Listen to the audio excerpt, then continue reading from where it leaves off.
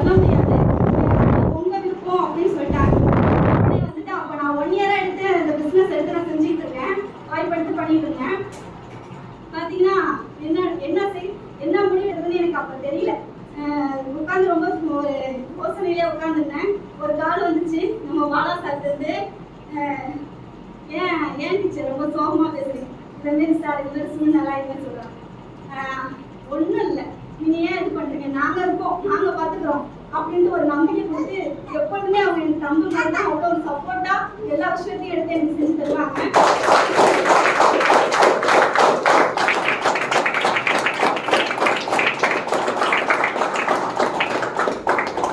அடுத்தது பாத்தீங்கன்னா அஜய் சார், அவங்க எனக்கு தம்பி மாதிரி தான்.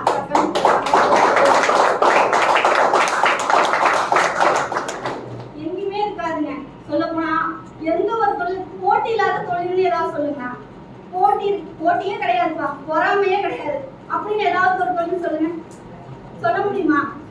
இல்லவே இல்லை.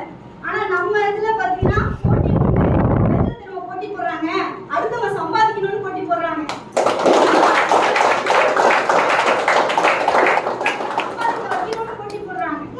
அப்படி இருக்கக்குள்ள இது எப்படிமா தப்பான ஒரு இதா இருக்கும் சொல்லுங்க. மெயினா புடிச்சு நான் வந்ததுக்கு காரணம் பாத்தீங்கன்னா, நான் ஜாயின் பண்ணக்குள்ள என்கிட்ட காசே கிடையாது. எனக்கு இந்த வாய்ப்பு வந்துச்சு, கண்டிப்பா நம்ம லைஃப் ஏதோ இதை வச்சு நம்மளால ஒண்ணும் பண்ண முடியாதுன்னு ஒரு யோசனை வந்துச்சு. சரி ஜாயின் பண்ணேன். கையில ₹1 கிடையாது, தோட்டம் வச்சு ஜாயின் பண்ணேன். வீட்டுல சொல்லல,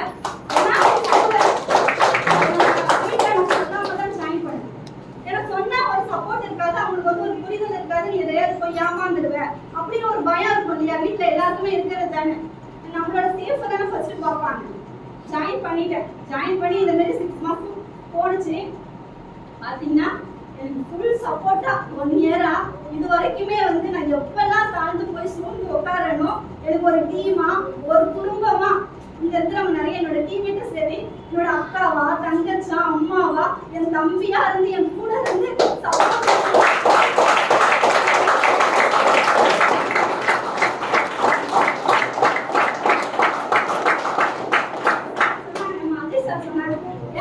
கவலைப்படுங்க. 6000 ரூபாய் தான் வாங்குறீங்க, அடுத்த மாசம் ஜூலை மாசம் உங்க இன்கம் 12,000 ரூபாய் மாறுறாங்க. அதே மாதிரி 12,000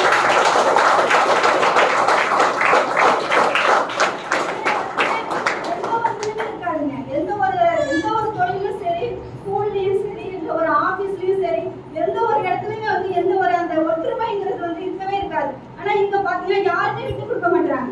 அவங்க டீம் இவங்க டீம் யாருமே விட்டு கொடுக்க மாட்டாங்க. எல்லாரும் சேர்ந்து அவ்வளோ ஒரு சப்போர்ட் பண்ணி அவ்வளோ ஒத்துமையா கொண்டுட்டு போறாங்க. ஒரு ஃபேமிலினா சொல்லுங்க, பெண்கள் வேலைக்கு போறாங்களே வெளியில,